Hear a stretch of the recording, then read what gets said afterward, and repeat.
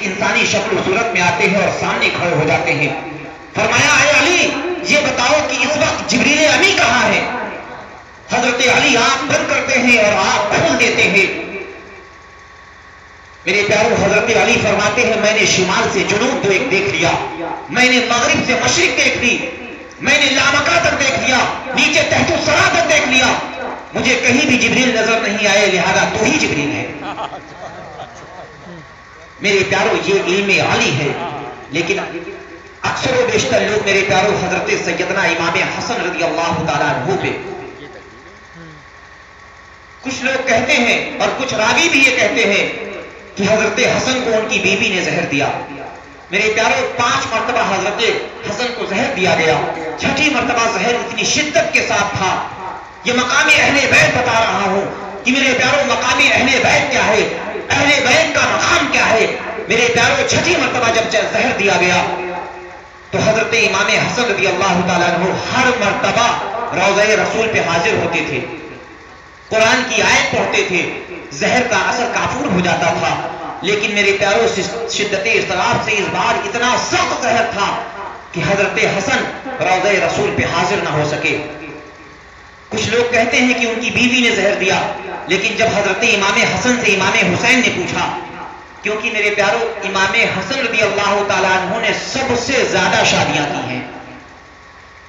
آپ نے اپنی بیوی سے کبھی بھی میرے پیاروں جو ایک میاں بیوی کے حقوق ہوتے ہیں اس کو تو ادا کیا, لیکن میرے پیاروں کبھی آپ اپنی بیوی کے ساتھ شہوت کے ساتھ نہیں ملے ساری بیویوں سے, کیونکہ حضرت امام حسن نے سب سے زیادہ, راوی کہتے ہیں کہ امام حسن نے 99 شادیاں کی ہیں. یہاں تک کہ حضرت علی نے فرمایا میرے بیٹے حسن سے شادی مت کرو, یہ طلاق دے دیتا ہے. تو حضرت امام حسن سے پوچھا گیا کہ اے امام حسن آپ ایسا کیوں کرتے ہیں؟ تو میرے پیاروں قربان جاؤ امام حسن پہ. امام حسن فرماتے ہیں میں صرف اس لیے ایسا کرتا ہوں تاکہ زیادہ سے زیادہ عورتوں کو حضرت بی بی فاطمہ کی بہو بننے کا شرف حاصل ہو جائے. میرے پیاروں لوگ کہتے ہیں کہ ان کی بیوی نے دیا, لیکن جب امام حسین قریب گئے اور فرمایا کہ اے بھائی حسن آپ کو زہر کس نے دیا ہے, کیا آپ جانتے ہیں؟ کیونکہ میرے پیاروں امام حسن رضی اللہ تعالیٰ عنہ جب قضائے حاجت کو گئے تو آپ کے کلیجے کے ٹکڑے کٹ کٹ کے گر رہے تھے. نکاہت اور کمزوری کی وجہ سے آپ جب وہاں سے آئے اور آ کر لیٹ گئے تو امام حسین نے پوچھا ہے بھائی جان آپ کو زہر کس نے دیا ہے, کیا آپ اس کو جانتے ہیں؟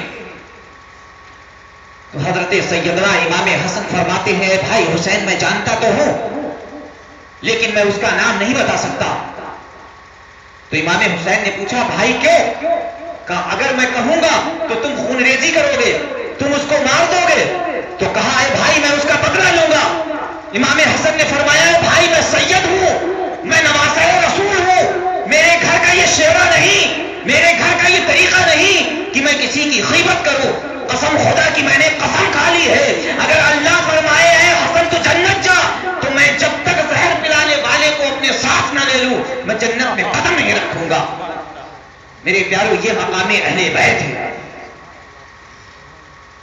اور میرے پیاروں قریب آؤ, مقام اہل بیت کو سمجھنے کی کوشش کرو.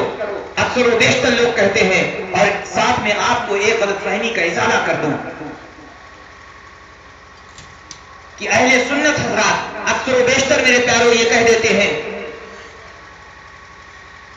کہ امام حسین کو فلاں نے مارا ہے, یا اہل شیعہ حضرات پہ وہ تہمت لگا دیں کہ شیعہ حضرات نے کیا ہے, یا شیعہ حضرات کہیں سنی حضرات نے کیا ہے. میرے پیاروں کتنی شرم کی بات ہے کہ رسول نے جہنمیوں کو جنتی بنایا تھا, آج ہم جنتیوں کو جہنمی بنا رہے ہیں. میرے پیاروں کتنے شرم کی بات ہے کہ تم فرقوں میں بٹنے لگے. تم کو کوئی فرقے میں نہ بٹ کر کے بلکہ تم کو صرف مسلمان بننا تھا. میرے پیاروں تم کو انا مسلم فقط مسلم بننا تھا.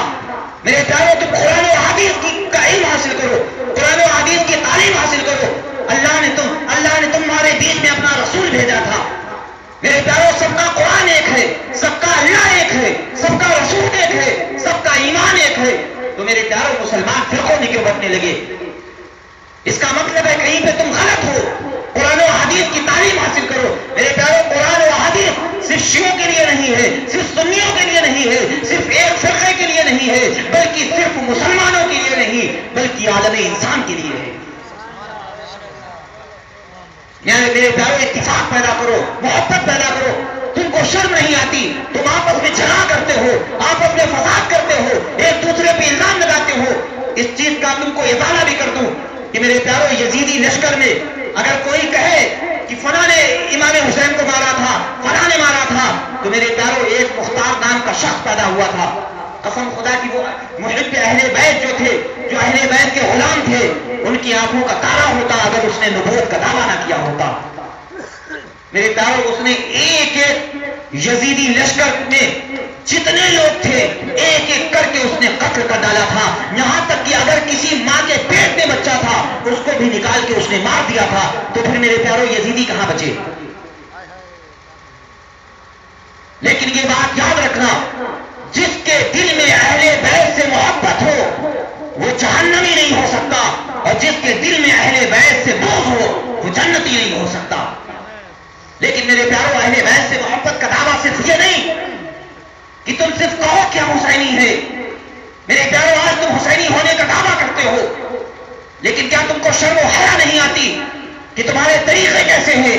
میرے پیارو ایک طرف یزید کے طریقے دیکھو اور ایک طرف حسین کے طریقے دیکھو۔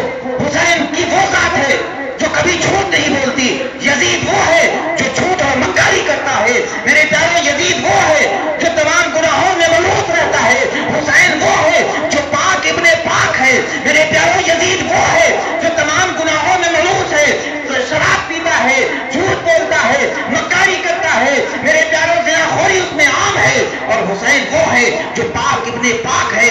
میرے پیارو حسین میں وہ خوبی ہے کہ حسین کبھی جھوٹ نہیں بول سکتے، حسین کبھی امانت میں خیانت نہیں کی۔ میرے پیارو اگر تم اپنی زندگی کو دیکھو، تمہارے طریقے حسینیوں سے میچ کرتے ہو، تمہارا طریقہ حسین سے میچ کرتا ہو، تب میرے پیارو تم حسینی کہلانے کی لائق ہو۔